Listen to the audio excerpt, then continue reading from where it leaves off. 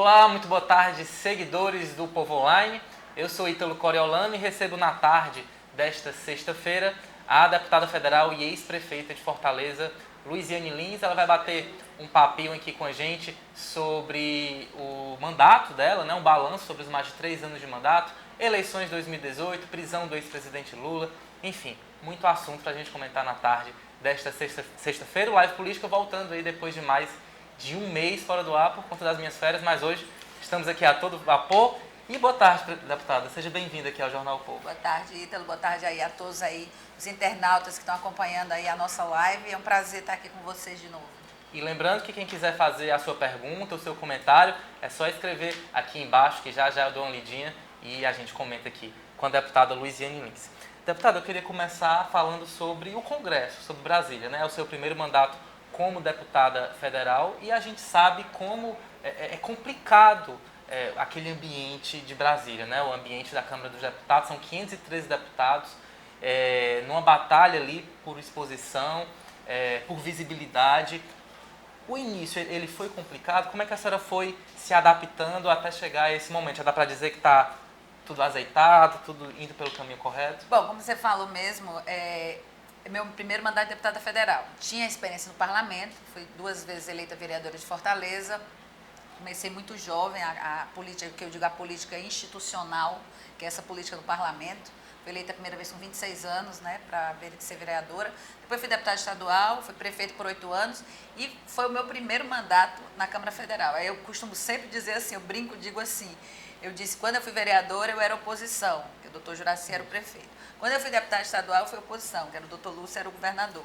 Quando eu fui eleita, quando eu fui prefeita, a gente foi buscar construir maioria na Câmara, junto com a Câmara ajudar a cidade. E quando eu cheguei para ser deputada federal, eu pensei comigo, quando a gente estava indo, eu digo, pela primeira vez eu vou ser parlamentar de situação. Quando eu cheguei lá, Eu digo, vai ver que eu vou poder. Foi um pouquinho de tempo. Não, mas mesmo assim eu já dei logo de cara, Ítalo, com a eleição do Eduardo Cunha. Sim. Quer dizer, como é que nós éramos situação se logo na primeira votação, que era para presidente da Câmara Federal, foi eleito o Eduardo Cunha, que era exatamente, foi o principal algoz, inclusive, foi um dos mentores do golpe parlamentar que tirou a presidente Dilma. Então, assim, para mim, foi o primeiro impacto. O segundo momento foi o seguinte, é que a gente, quando passou, assim, a gente que já passou pelo executivo, a gente fica com outro olhar também sobre o Congresso, sobre o próprio parlamento. E ali, assim, muita gente nunca viveu a experiência de executivo. As pessoas, assim, na verdade, a vida toda foram legisladoras ou foram parlamentares. Então, existe, assim, tem muitas regras, assim, por exemplo, são 513, mas não pode falar todo mundo. Fala os líderes, os vice-líderes, quando o líder autoriza. Você não tem uma tribuna para você falar livremente na hora que você quer. Não dá para chegar no primeiro mandato já ser líder do partido de bancada. Não, porque aí tem uma fila, tem gente que tem 4 mandatos, essa coisa toda. Mas eu acho que dentro desse espaço, então, assim, é um espaço, só para finalizar, assim, um espaço de muita coisa acontecendo ao mesmo tempo. Você precisa focar, porque se você não focar, você fica igual borboleta, pousa aqui, quer ocular, mas você acaba não parando em canto nenhum. Então, tem essa questão, isso aí para mim é muito tranquilo. E tem também, às vezes você vê, tem coisas assim, que faz parte do parlamento mesmo, é uma coisa que eu particularmente tenho muita dificuldade com qualquer coisa que seja teatral, no sentido de não ser real. Não com o teatro artístico, mas eu digo assim, o teatro da política, nunca gostei, nunca fiz. De performance, tem tem muitos performance, deputados que fazem na verdade a maioria das pessoas, elas entram um pouco nesse palco do teatro, esse daí não me apetece, não me convém e não farei. Não farei porque senão é de mim. Se eu chegar lá, eu vou dizer o que eu penso, do jeito que eu penso, e correndo o risco de dizer o que eu penso, como eu sempre fiz. Então, assim, e nisso a gente foi buscando alguns espaços alternativos para a gente fazer um trabalho que hoje a gente está vendo frutos muito rapidamente e muito concretos. De aprovação de projeto de lei, de uma certa forma, de uma participação na bancada do PT. Tem uma série de instrumentos de comunicação também. Você tem o PT na Câmara, tem a TV PT, tem uma série de coisas, tem o Facebook. Então a gente tem conversado muito assim com as pessoas, trazendo a nossa experiência, porque pouca gente chegou ali na Câmara Federal com a experiência de ter passado, por exemplo, 8 anos governando uma cidade como Fortaleza. Então, assim, às vezes é difícil até dimensionar exatamente, a pessoa talvez não tenha nem muita dimensão do que seja, do que significa o executivo na prática. Então, hoje eu sou relatora da comissão mista, já pela segunda vez, relatora da comissão mista de combate à violência contra a mulher, que é mista porque é Câmara e Senado.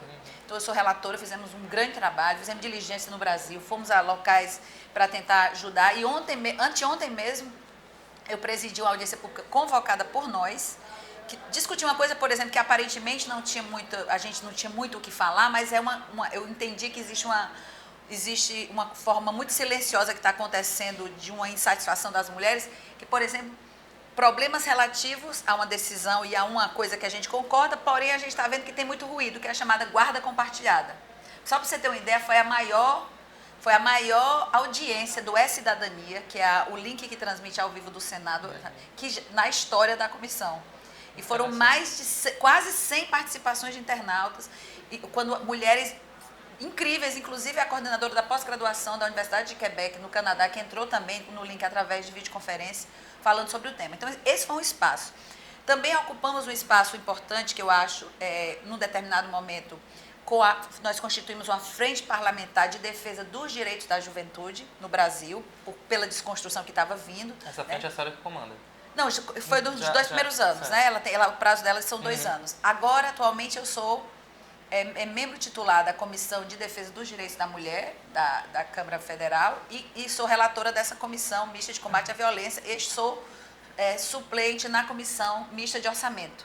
Mas, assim, várias coisas ali, como lá não para nunca, por exemplo, eu tive um trabalho, na minha opinião, que foi muito importante, eu fui membro indicado pelo PT, da comissão que analisou a famigerada reforma da Previdência, que felizmente já foi não foi votada. Não foi enterrada esse ano, né? Por isso que a gente precisa eleger o Lula de novo presidente, que é para poder, de 2019, não vir de novo a reforma da Previdência, que só não foi votada porque os deputados, com medo do processo eleitoral, porque sabe que praga de aposentado pega. A rejeição é forte. Deputada, antes da gente falar sobre Lula, sobre 2018, vamos falar sobre os frutos desse mandato, né? A senhora já teve aí um primeiro projeto de lei aprovado, que é a Lei Lola, que ela permite à Polícia Federal investigar crimes contra mulheres praticados na internet, né, crimes de misoginia.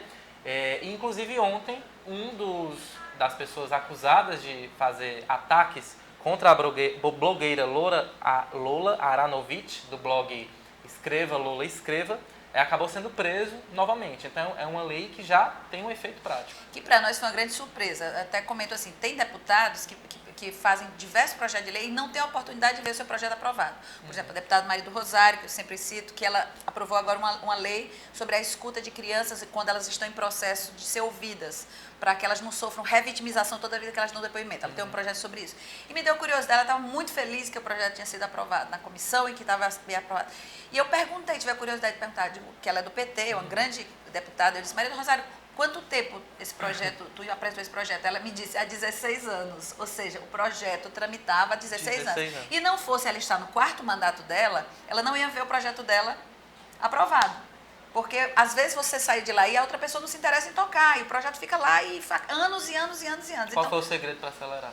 Eu acho que a pertinência do tema.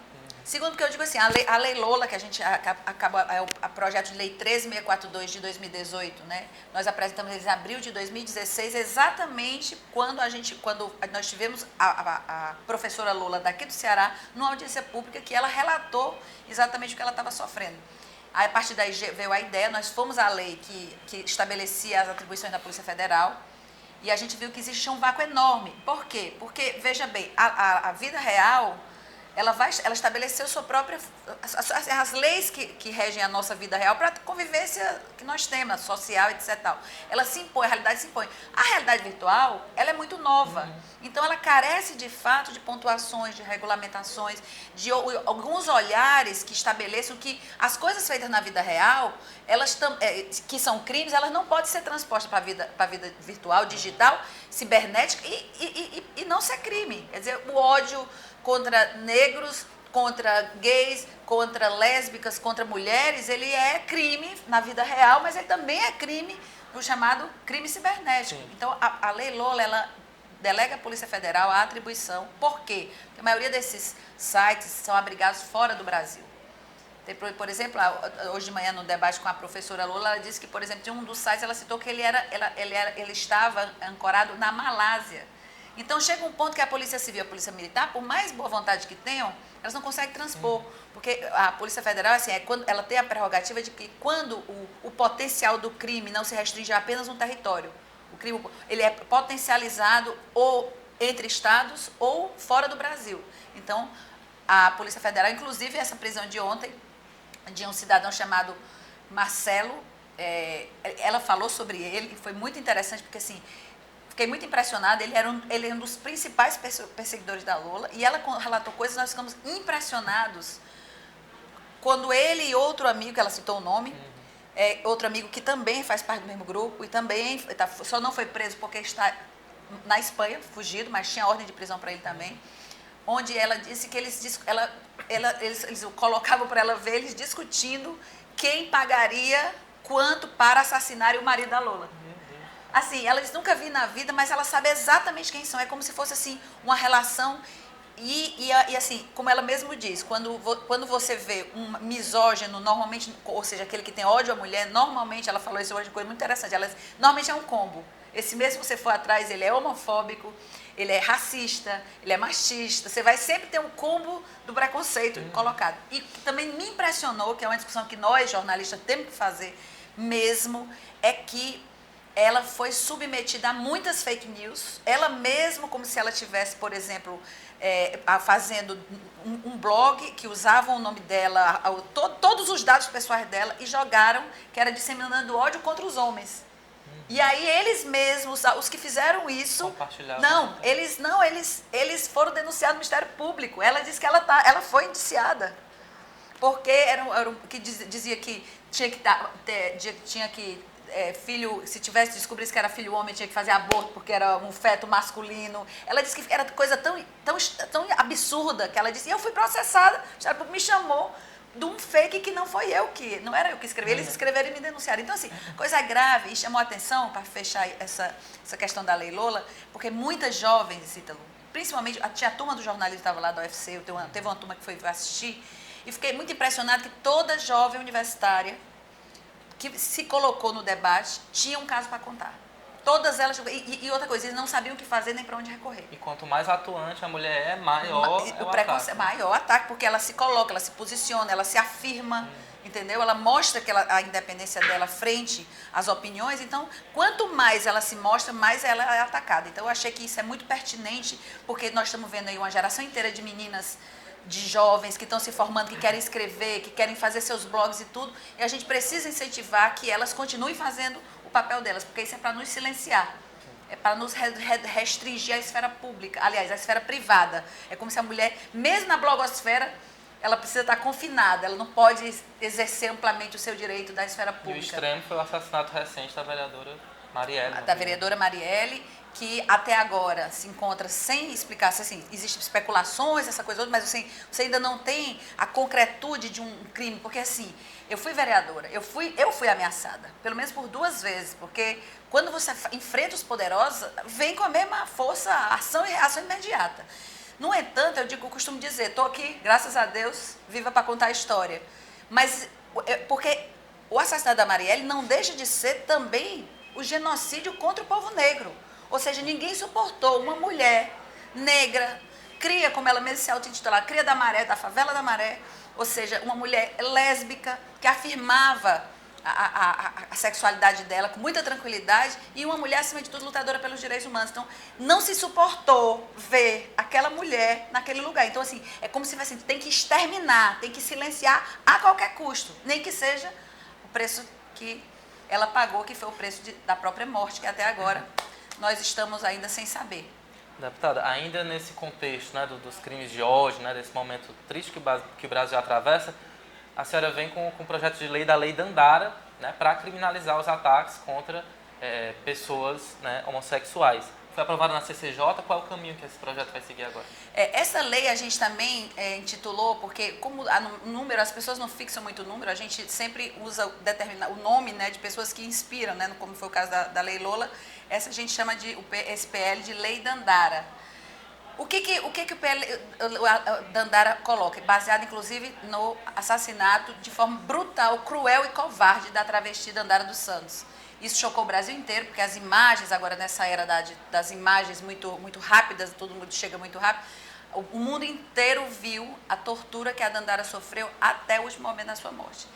E a gente, é preciso explicar que não é uma coisa simples. Muita gente ainda reage quando, por exemplo, a presidente Dilma, ela sancionou a lei em 2015, que é a chamada lei do feminicídio. Aí muita gente não entende, diz, não precisa de uma lei de feminicídio porque é homicídio, homens e mulheres morrem, etc e tal. Mas eu vou dar um dado aí para você entender onde é que por que a gente chega na lei Dandara. Em 2016, com pesquisa que teve a coparticipação do Data Senado, que é um estudo de pesquisa que o Senado tem, afirmou a pesquisa que em 2016, 13 mulheres foram mortas por dia no Brasil. Dessas 13 mortes, nós tínhamos, a pesquisa apontava, 7 mortes em função da condição de gênero, exclusivamente pelo fato delas serem mulheres, Que é o feminicídio. que é o chamado feminicídio, e 6 mulheres mortas, digamos assim, na violência urbana cotidiana. Aqui estamos sujeitos, homens, mulheres, crianças, idosos, enfim, bala perdida, essa coisa toda. Então, esses 7 crimes, eles não têm outro nome. Eu não posso chamar de homicídio, porque senão, se você for procurar qualquer delegacia hoje aqui do estado do Ceará, por exemplo, alguma coisa que indicie que aquele assassinato da Dandara foi um crime de ódio, de preconceito, não vai ter. Porque ele vai ser colocado na vala comum dos homicídios. E não é um homicídio, acho que a gente chamada, tem qualificação esse homicídio. É feminicídio porque é a condição de mulher, como é o caso da lei Dandara, que é a lei que estabelece o chamado LGBTcídio, que é exatamente o assassinato cruel, a tortura, como agora há um pouco tempo atrás no Rio de Janeiro, a Mateusa, que é estudante da UERJ de artes, que foi cruelmente assassinada por traficantes depois de um tribunal que ela foi submetida, de exceção, ela foi torturada até a morte. Quer dizer, eu posso dizer que isso foi um homicídio que aconteceu, cotidiano, foi bala perdida? Não, tem nome, tem que tipificar. Porque enquanto não tipificar, aquele que promove aquele tipo de assassinato, ele não se inibe. Então, eu não posso dizer que as mulheres, uma pessoa que vai e mata a sua própria companheira, sua esposa, etc e tal, que está dentro da casa com ela, eu posso dizer que isso aqui foi um homicídio cotidiano da violência urbana comum? Tem como. E eu estou de perto vendo os dados. Os dados são aterrorizantes ainda. O que a gente ainda luta, nós mulheres, é para simplesmente sermos respeitadas e não sofrer violência. É muito grave. A maioria das mulheres que estavam na audiência que eu falei há pouco tempo da guarda compartilhada, elas se separaram do marido porque sofreram violência doméstica e eles conseguiram a guarda dos filhos. E elas perderam a guarda dos filhos. Porque elas denunciaram o marido. E o marido, por retaliação, entra na justiça. Então, assim, havia um clamor daquelas mulheres muito grave. Ou então, por exemplo, um pai que, por algum motivo, a mãe soube que o pai abusou um filho ou uma filha, aí separou por causa disso, do mesmo jeito perde a guarda. Ou então, a justiça da guarda compartilhada. Sim, mas como é que fica uma mulher que sabe o que pode acontecer com seu filho ou com sua filha, estando... E vice-versa, eu estou falando particularmente das mulheres, porque a comissão analisa do ponto de vista das mulheres, são as que mais sofrem mesmo. Mas eu estou falando que qualquer tipo de coisa, a gente precisa analisar cada caso, né?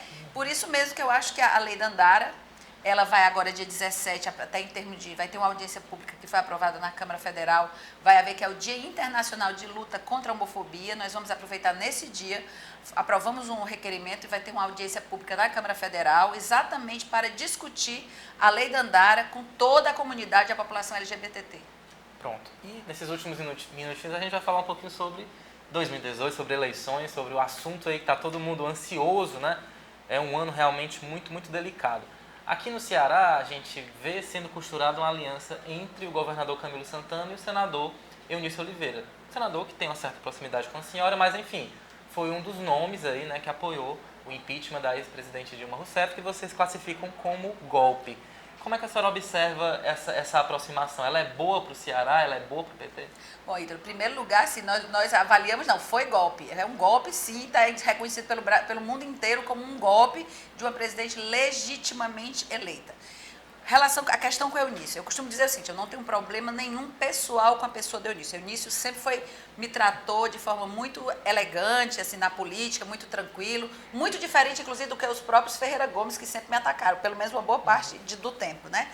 No entanto, o que eu tenho dito sistematicamente é o seguinte, nós já aprendemos a lição, nós deveríamos ter aprendido, porque é o seguinte, a turma aprendeu bem direitinho como é que o golpe pode ser feito. Quer dizer, um golpe parlamentar, foi um golpe parlamentar. Então, eu como da Executiva Nacional do PT, que agora eu sou, a minha primeira gestão na Executiva Nacional, eu estou há 20 anos no diretor nacional, mas foi a primeira vez na Executiva, a Executiva tem insistido de forma muito contundente que nós não podemos abrir mão de nenhuma vaga, nem para a Câmara Federal, nem para o Senado Federal. E no caso específico, nós queremos manter a nossa vaga de senador, que prioritariamente nós achamos que é por justiça do senador Pimentel, que pleiteia a vaga. E se nem o Pimentel, e se não tiver outro nome no PT, eu já me coloquei, não tem problema, eu vou disputar a vaga do Senado. Agora o PT não vai abrir mão, porque se a gente no governo chega lá e sofre um golpe parlamentar, imagina agora a gente sendo... Mas são duas vagas. Oposição, eu sei, são duas vagas. Então mas a outra do Cid, a senhora já aceitou?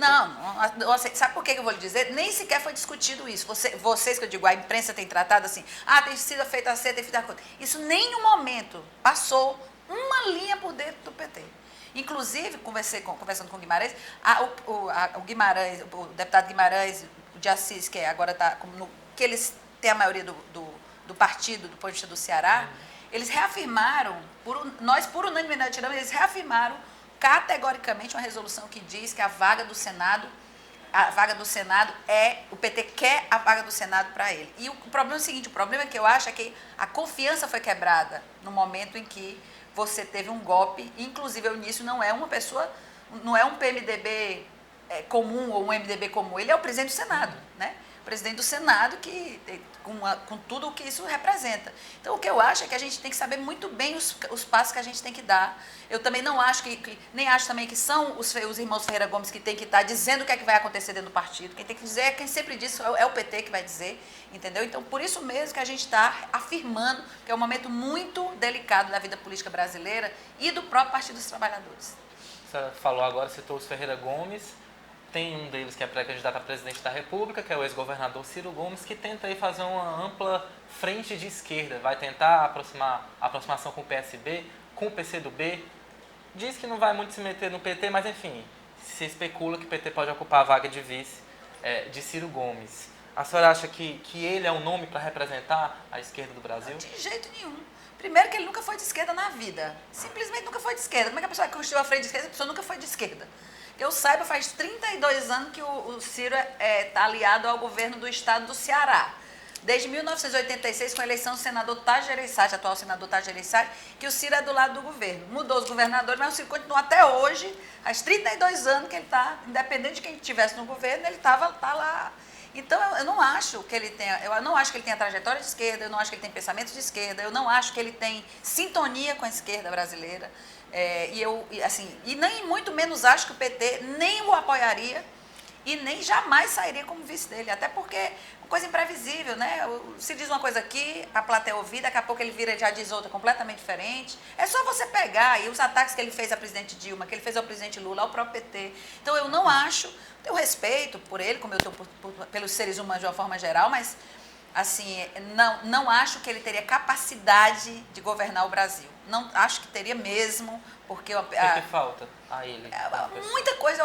Você dizer assim, qual a qualificação que o leva para isso? Porque verborragia não leva ninguém para se qualificar para ser. Porque assim, eu não acho que ele dá consequência às coisas. Eu acho que ele adora uma pirotecnia, adora chegar na hora certa, fazer o show dele e depois não dar consequência às coisas. Eu acho que ele bate para depois assoprar. Você sempre vê que ele tem sempre uma pegadinha. Ele tá falando ali, tá elogiando alguma coisa, mas para depois ali sabe? Então é uma coisa muito... E além da grosseria, né? Ele é muito grosseiro na política, ele é agressivo na política. Você imaginou uma pessoa sendo presidente da República, na hora que alguém chegar perto de você leva um tabefe Ele está tentando construir uma imagem de Lula, paz e amor, como foi em 2002. Mas só que hoje em dia, Ítalo, esse negócio das redes sociais, não deixa mais não. Porque o quanto não tem coisa gravada, a gente mesmo sabe. Sabe aquela senhorinha, quando veio o ministro da Saúde aqui, que ele estava na Secretaria de Saúde do irmão dele, né? na época da Copa, que aquela senhorinha, que a grosseria que ele fez com aquela senhora que estava desesperada, que a mãe estava na porta do hospital, isso está aí, isso vai vir. Por exemplo, aquele outro momento onde ele não consegue ouvir uma manifestação dos estudantes da região do Cariri, o Cid governador estava discursando, ele estava no palco, ele desceu, que ele empurrou todos os jovens, está lá também. Então, tipo assim, por que eu acho que uma pessoa com esse tipo de comportamento completamente destemperado vai ser um bom presidente da República ou vai conseguir unir o Brasil que está tão ferido e tão magoado? E outra coisa, nossa candidatura é do Lula, sim, não tem plano A, B, C, não, é plano Lula. E nós vamos até o final.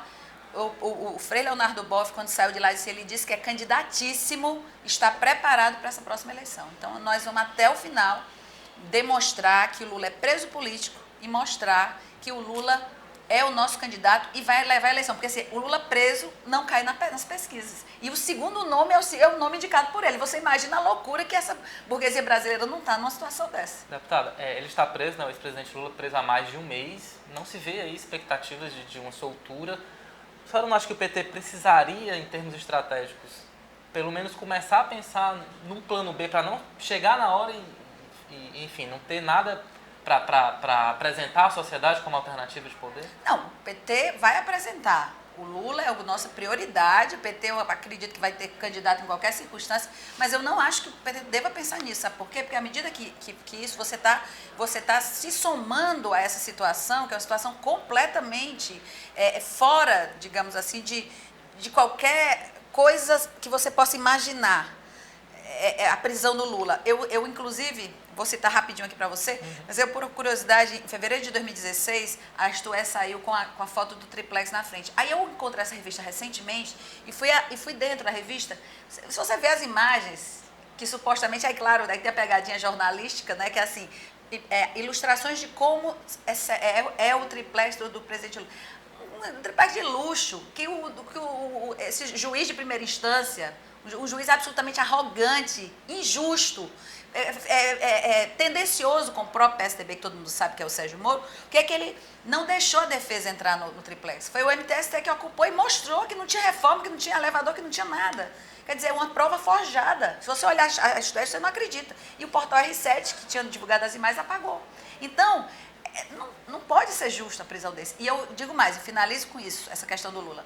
Eu tenho dito que o capital, ou seja, quem manda mesmo, o capital internacional, digamos assim, a classe dominante do ponto de vista econômico brasileira, ela está sendo capaz de sacrificar toda uma classe política, incluindo os deles, para poder deixar o Lula preso e eles poderem retomar o poder. Então, assim, é muito impressionante. Isso é minha percepção, de que até cortar na própria carne, sabendo, fazendo parte do jogo, que eles sabem muito bem, não tem nada de novo aí. O judiciário também.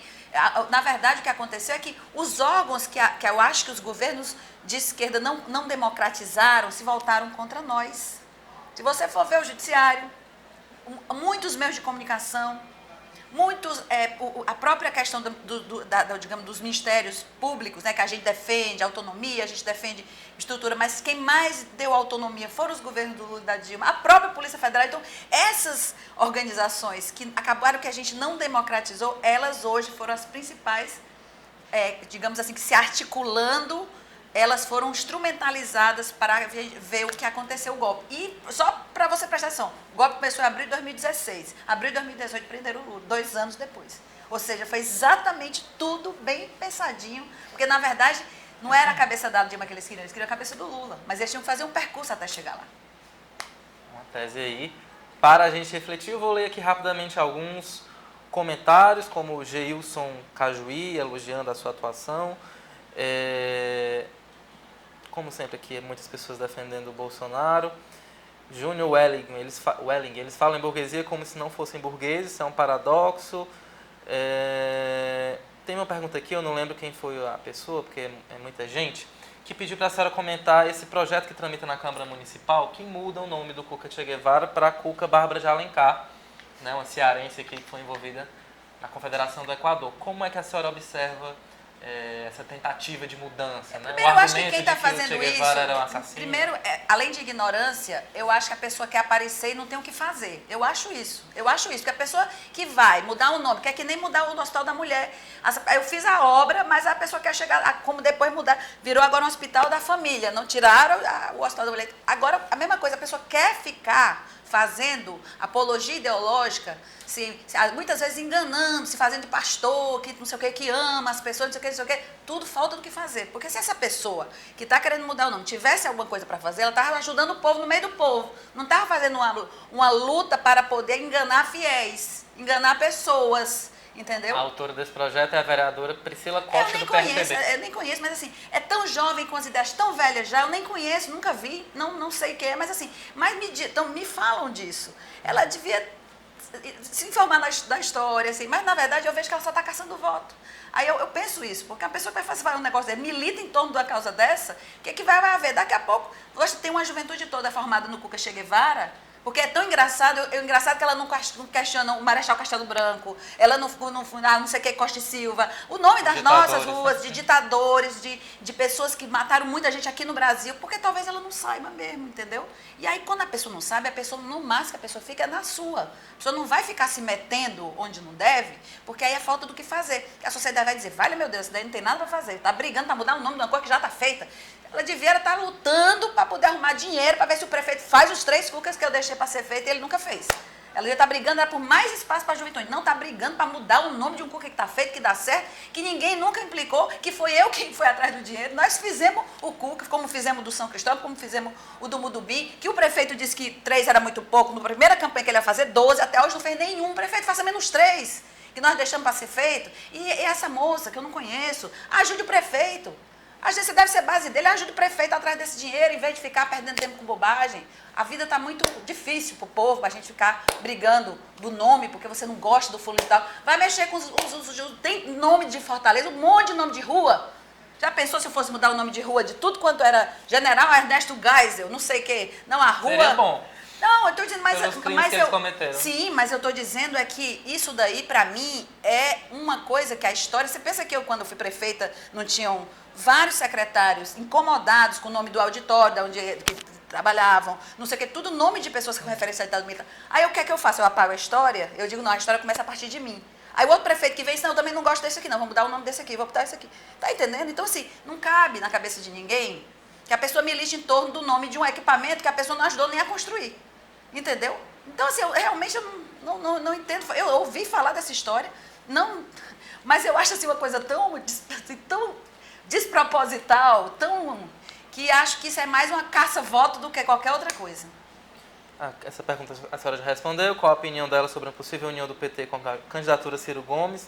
Ela já se colocou contra. Luí Guimas foi uma das grandes guerreiras da política feminista. Estamos juntas. Enfim, parabenizando aqui também, destacando a atuação em Brasília. Vamos falar um pouquinho mais sobre o Camilo. A senhora tem uma reunião com ele nos próximos dias para tratar das eleições proporcionais. O PT já discutiu, já avaliou que quer chapa pura, mas tem aí as pressões dos demais partidos aliados, como o PDT. Como é que vai ficar? Não, na verdade, eu vou dizer de novo, assim, existe um entendimento majoritário no PT, mas também isso ainda não foi isso não foi ainda para a deliberação do partido do ponto de vista das suas instâncias, né? Então, eu acho que, na verdade, nós temos uma situação política a ser definida. E outra coisa, Ítalo, o Brasil foi tão rapidamente desconstruído nesses 2 anos que eu digo que a próxima conjuntura é completamente imprevisível. Porque você, a minha geração, a sua geração, ninguém nunca imaginava passar pelo que nós estamos passando. Eu nunca imaginei. Tá entendendo? Eu já sou pós-ditadura, né? A minha juventude foi quem fez a primeira campanha do Lula, de recém-ingressa na universidade, para presidente da República em 89. Então, é muito impressionante tudo que está acontecendo. Então, é difícil a gente imaginar que a gente já sabe o que vai acontecer na eleição de 2018. Não sei, porque eu acho que as pessoas, muita gente mais de 1,5 milhão de brasileiros voltaram para baixo da linha da pobreza em um ano de 2017 para 2017, em um ano do golpe. Então, a tendência está sendo aprofundamento do golpe e piorando a vida das pessoas. Então, eu não sei qual vai ser, diferente de 2016, né, que o PT estava sob muito ataque. Nós temos em 2018 uma situação onde o Brasil está vendo melhor. Hoje eu já escuto muita gente dizendo assim, deputada, agora eu entendi por que que deram o golpe, por que prenderam o Lula, para ele não se eleger presidente da República. As pessoas começam a ver. Então, eu espero que a prisão do Lula se, apesar de dolorida, apesar de todo o sofrimento, que é muito ruim, é muito difícil você imaginar uma cena de uma pessoa que dedicou a vida inteira. Quem conhece o Lula de perto, o Lula não é patrimonialista, o Lula não é uma pessoa, o Lula não tem uma vida de luxo, nunca teve. Continua com a mesma simplicidade, nunca saiu do país para morar fora. Nunca... Você imaginar que uma pessoa que serviu a vida toda dele às causas do povo, lutou pela regulamentação das leis trabalhistas, tudo que ele fez, esse homem esteja isolado da sociedade, que é isso que queriam, calar o Lula. E só conseguiam calar o Lula se prendessem o Lula. Porque as caravanas demonstravam isso. Porque aqui vocês devem ter acompanhado, o Rio Grande do Sul era tiro, mas era o povo querendo chegar junto, sempre reunindo multidão. Qual é o político no Brasil que reúne multidão para ouvi-lo? O Lula. Então, é que nem a Marielle. A Marielle assassinaram. O Lula, eles prenderam, mas silenciaram do mesmo jeito. Entendi. E lembrando que tem outros 5 processos, né? Esse realmente do triplex é um pouco controverso. Mas, por exemplo, do sítio, onde ele realmente ia constantemente... Não, mas ele não nega não para isso, nunca negou. A primeira coisa que ele fez foi tudo reformado para atender os deputados. dele. Aquele sítio, ele deixa muito claro, chamou os deputados e disse que ele é do Bittar. Eles são amigos de muito tempo, como ele é amigo do Frei Beto, como ele é amigo do Leonardo Boff, de muito tempo. São histórias que se encontraram lá atrás, um veio da Teologia da Libertação, outro veio... O sítio de Atibaia era do Bittar, que é um pequeno empresário do PT, um dos que já fundador, há muito tempo atrás. Ele agora está doentado, está com Parkinson, etc e tal. E o Bittar chegou para ele e disse, Lula, você já pensou, depois que você sair da presidência, onde é que você vai conseguir descansar? Porque eu sei que você não sai do Brasil, você gosta do país, você não vai morar fora. Onde é que você vai descansar depois que você deixar a presidência da República? Ou então, mesmo durante o período do presidente da República? Eu tenho um sítio, ele não nega, o Lula em nenhum momento nega. Gente, agora quando um amigo meu, uma vez eu ouvi ele falando isso, foi oferecer uma casa, eu não vou aceitar mais. Você fica à vontade, a gente usa pouco, etc e tal, tome conta, fique com ele, enquanto você estiver precisando e tal, e tal, e tal. Ele disse, gente, eu vou dizer isso para você, não tem amigo que a gente fazia isso? A gente era capaz de dar a nossa casa, emprestar a nossa casa, uma casa de veraneio, para ficar, Tem! E o Lula é muito querido. Então, assim, ele deixou sempre muito claro isso, que era dele. São as reformas feitas pelas empreiteiras acusadas de dar propina para membros do governo, enfim.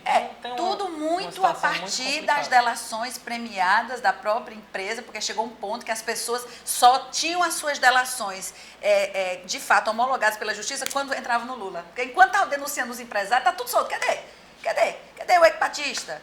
Cadê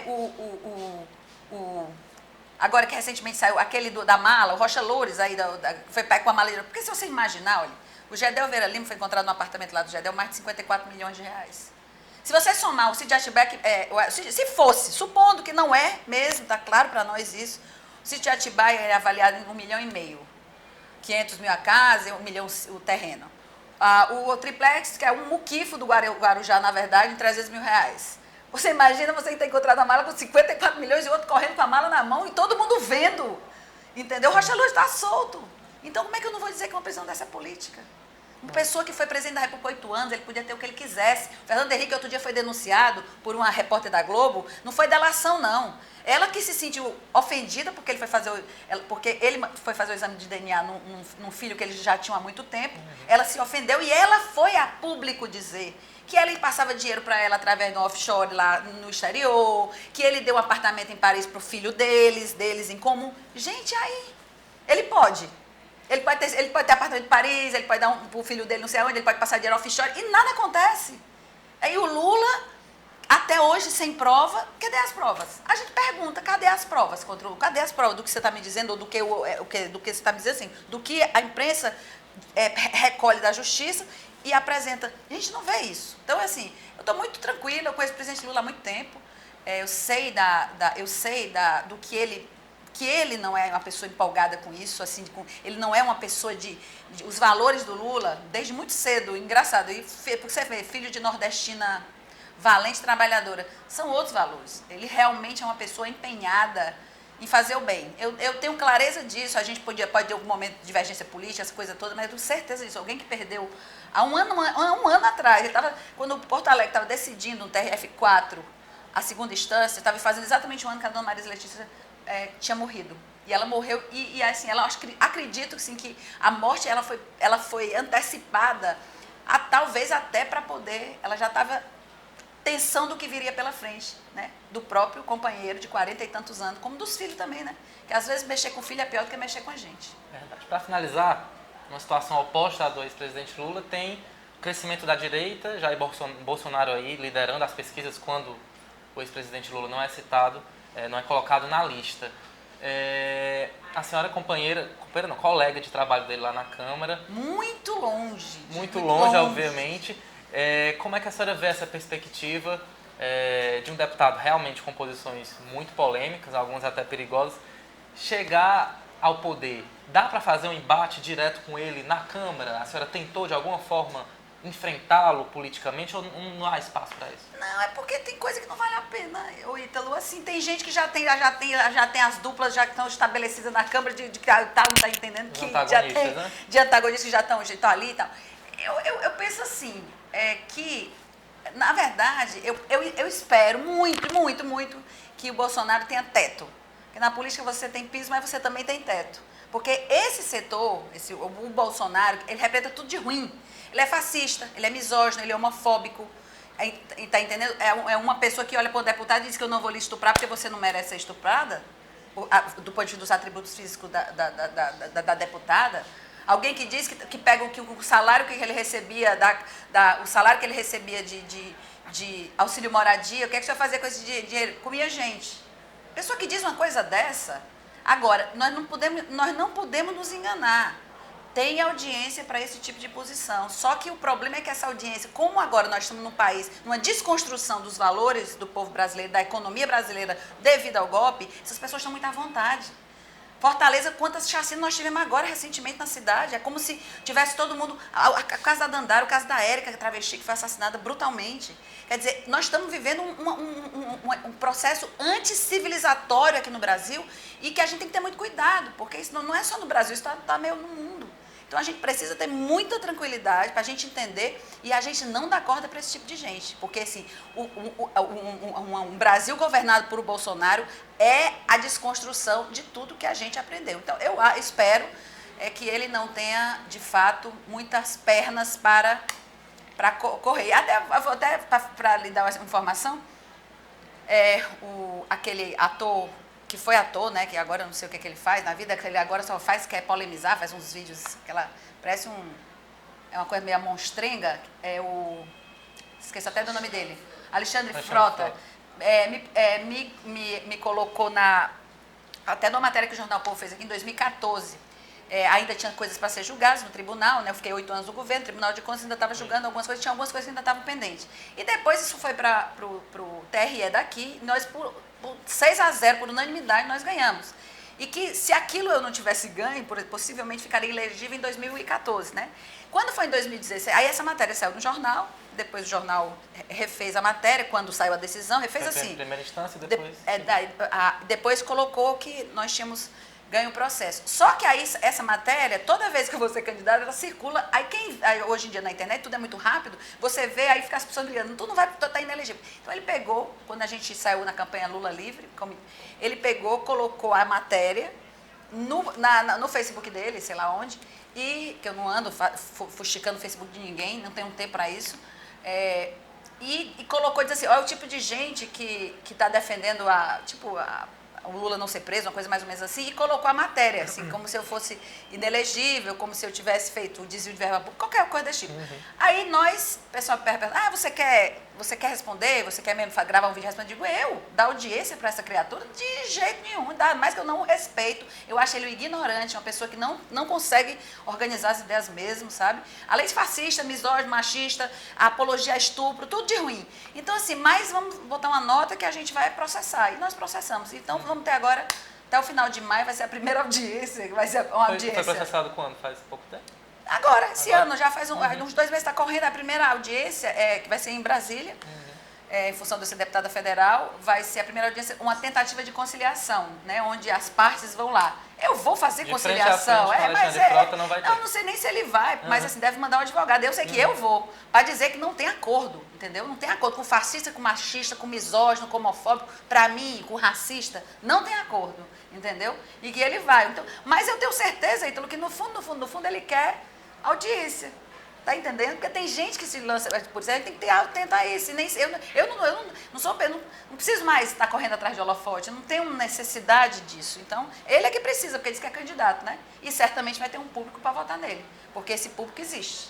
Ele só estava no armário, não no armário dos gays, não. Esse armário é o pior dos armários, é o armário do ódio. A pessoa está ali toda dentro do armário, mas na hora que o Bolsonaro disse eu sou o tal e posso ser candidato, aí os bolsonaros, os bolsomitas, tudo que é de ruim aparece para apoiar. E a gente se preocupa com isso porque assim, é muito triste um Brasil que estava vencendo o preconceito, estava reconsiderando a política racial, estava reconsiderando a política das mulheres, tinha mulheres empoderadas sendo ministras, e o país vive hoje, nós estamos sufocados pelo preconceito nesse país hoje. Deputado, eu queria muito agradecer sua presença aqui com a gente e fique à vontade aí para dar um recado para quem está assistindo a gente agora, muita gente, aliás. Bom, gente, é um grande prazer estar aqui com o Ítalo. O Ítalo foi um querido, é colega também, né? A gente já se conhece há um tempo na universidade, é uma pessoa que faz um trabalho bacana no jornalismo cearense.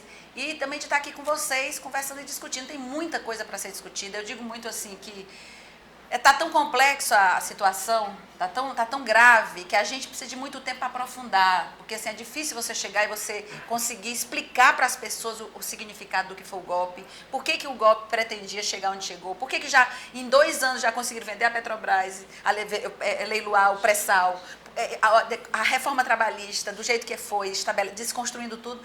E agora a reforma da Previdência, que só não saiu porque muitos estão com medo de não voltar. Mas eu quero dizer para as pessoas que vamos ter fé, esperança e vamos lutar. E vamos lutar, porque sem luta não tem uma vida melhor. E hoje eu vou repetir o que hoje no debate eu falei para finalizar com isso. Eu disse hoje no debate para os jovens lá da universidade que estavam assistindo, eu disse, gente, a liberdade é uma militância diária. Todo dia a gente precisa afirmar a liberdade, porque ela é uma conquista e uma afirmação diária. Porque quando mesmo a gente espera, se a gente não cuida disso, a gente daqui a pouco está vivendo, sabe Deus, em que país nós vamos estar vivendo. Porque até o direito de falar está complicado nesse país. Portanto, vamos ficar de olho com o que está acontecendo no Brasil. Nós não podemos deixar 2018 passar batido. 2018 é o ano que nós vamos ter que dar, que aí eu vou finalizar dizendo que eu ia começar e me perdi aqui, que é quando eu disse, eu espero que a prisão do Lula, com todo o sofrimento, ela sirva para ser, eu quero apostar nisso, o começo do fim do golpe, o começo da reversão do golpe no Brasil. Ok, deputada, muito obrigado. Eu agradeço também a sua companhia durante esses mais aí de 40 minutos aqui com a gente, um bate-papo muito legal, muito interessante. Outras personalidades da política cearense nacional vão estar aqui também, afinal, já tem campanha eleitoral, já tem eleições. Um forte abraço, muito obrigado pelo carinho e até segunda-feira às 3 horas. Tchau. Lula livre!